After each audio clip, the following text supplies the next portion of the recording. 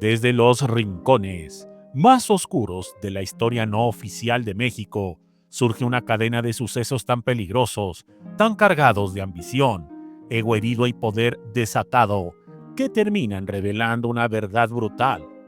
Hubo 3 actrices que, por el simple hecho de rechazar ser esposas de quienes estaban destinados a convertirse en presidentes mexicanos, quedaron atrapadas en la maquinaria más implacable del poder.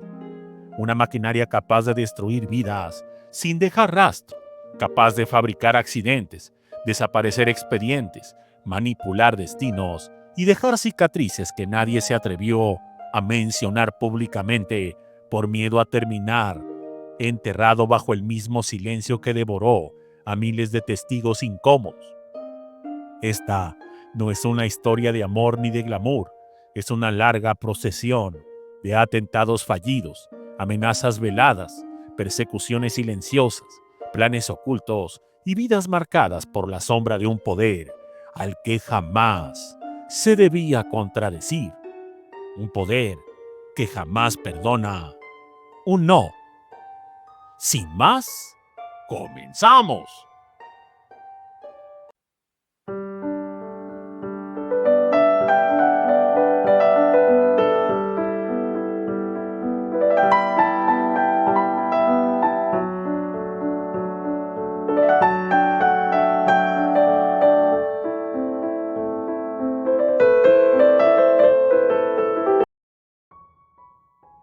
La primera de estas mujeres fue María Martín Vargas, una actriz de origen español, cuya fama en México comenzaba a tomar fuerza en el mundo de la televisión y el cine.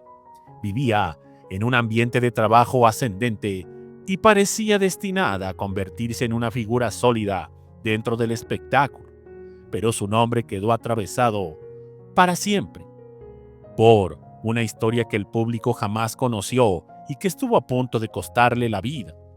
Todo comenzó cuando el hombre, que meses después sería el presidente Miguel Alemán Valdés, se obsesionó con ella.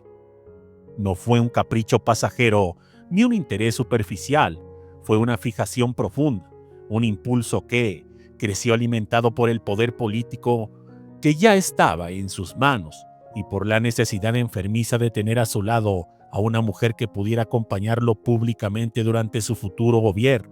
Para él, María Martín era perfecta, pero para ella el poder no significaba nada, porque su corazón pertenecía a alguien completamente ajeno a la política.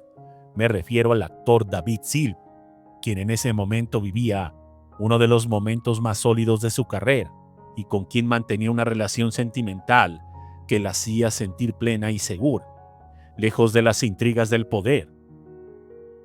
Cuando Alemán le hizo llegar la propuesta que pretendía disfrazarse de un halago, María la rechazó sin pensar en las consecuencias.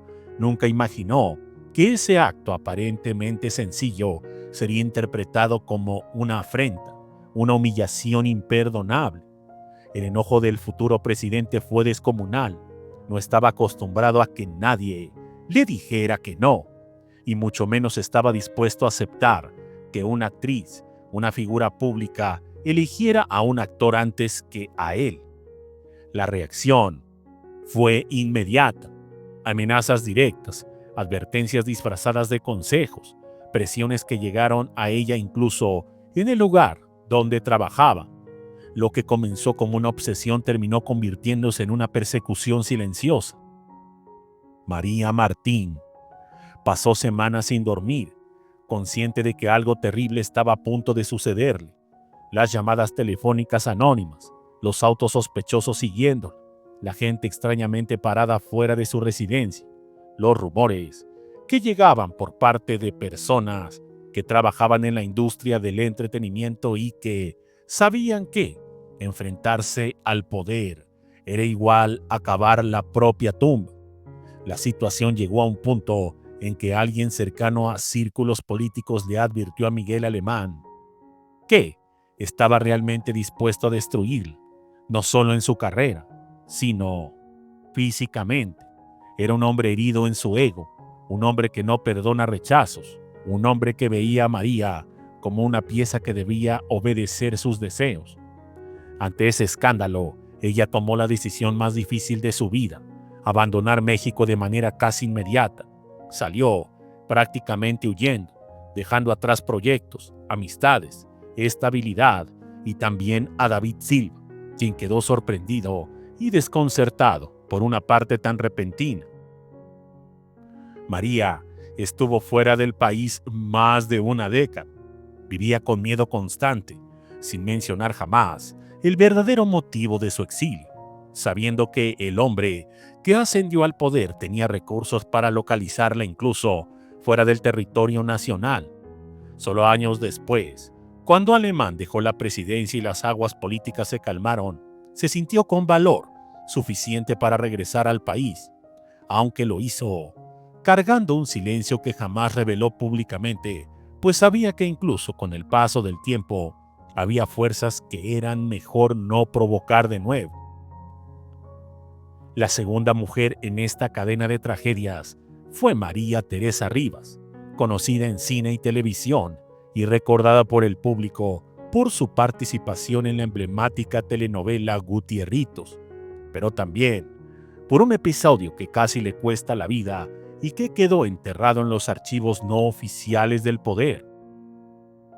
A diferencia de María Martín, cuya tragedia se generó por un amor previo, lo de Rivas fue una combinación explosiva entre ingenuidad y la furia silenciosa de un político que estaba a meses de convertirse en presidente. Me refiero a Adolfo Ruiz Cortines. Él buscaba una esposa joven que pudiera acompañarlo durante su sexenio, y por razones que nunca quedaron claras, puso sus ojos en María Teresa, tal vez su fama, tal vez su porte, tal vez su imagen pública. Lo cierto es que quería convertirla en su primera dama, pero ella, educada y respetuosa, simplemente rechazó la propuesta. No lo hizo por amor hacia otro hombre, ni por desprecio hacia él. En realidad, la idea de vivir bajo la mirada pública y dentro del círculo político no encajaba con el estilo de vida que ella deseaba.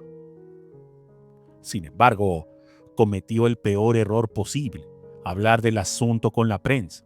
No lo hizo con mala intención, no buscó exhibir ni humillar, simplemente mencionó que el futuro presidente le había hecho una propuesta personal, y esas palabras incendiaron una bomba de tiempo. Al enterarse de que su intento de acercamiento se había filtrado, Ruiz Cortines explotó.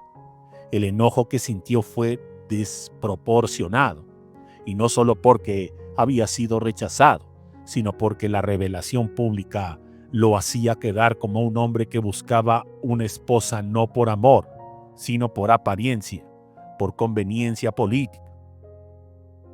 Su orgullo político, su figura política y su reputación estaban en juego, y cuando un futuro presidente siente que su imagen corre peligro, las consecuencias pueden ser brutales.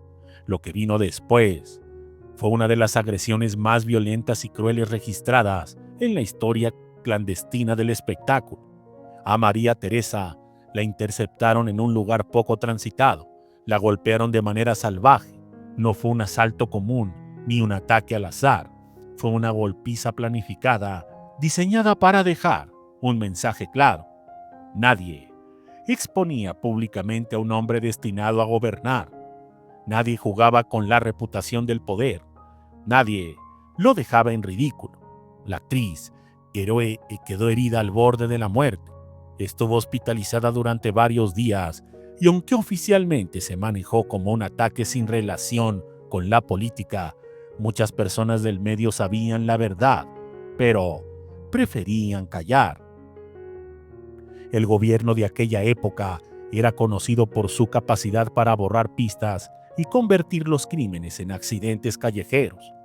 A pesar de haber sobrevivido, María Teresa Rivas quedó marcada de por vida, emocional y físicamente, y nunca volvió a mencionar en público nada relacionado con aquel episodio. Entendió que había cruzado una línea que nadie debía cruzar, una línea que dejaba claro que el poder presidencial era más peligroso de lo que el público imaginaba. La tercera y última historia fue una mujer que verdaderamente era bella. Era una actriz de origen peruano llamada Patricia Spillig, una mujer que llegó a México buscando consolidar una carrera artística y que terminó atrapada en una historia completamente ajena a su voluntad. Su tragedia comenzó un año antes de que el hombre que la destruiría llegaría a la presidencia. Él se enamoró de ella con una intensidad perturbadora, un enamoramiento cargado de deseo, poder y necesidad de posesión, pero Patricia, fiel a sus principios y a su independencia, lo rechazó sin titubeos. No quería involucrarse con alguien que estaba inmerso en el mundo político y mucho menos con un hombre que veía en ella un trofeo y no una persona. El rechazo desató una furia silenciosa que transformó rápidamente en un deseo de venganza. Al no poder tenerla, el futuro presidente Luis Echeverría Álvarez decidió destruirla, y lo hizo de la manera más fría y calculada posible, fabricando cargos en su contra. La acusación de evasión de impuestos cayó sobre ella como un golpe inesperado y devastador. Fue arrestada meses después, ya bajo la administración del presidente Echeverría, que había querido obligarla a ser su compañera sentimental. Nadie habló públicamente del verdadero motivo detrás del proceso. Oficialmente fue presentada como una criminal fiscal, pero quienes estaban cerca de ella sabían que todo era parte de una revancha personal, una represalia escondida detrás de documentos oficiales y sellos gubernamentales. Patricia pasó 6 meses encarcelada, rodeada de un ambiente hostil, consciente de que estaba pagando un castigo que no merecía, un castigo impuesto por un presidente que no aceptaba límites ni venganzas. Salió de prisión con la vida destruida, con una carrera trunca y con un trauma que nunca pudo borrar completamente. Su caso fue manejado con tanta eficiencia política que gran parte del público jamás supo lo que realmente ocurrió. Muchas gracias y hasta la próxima.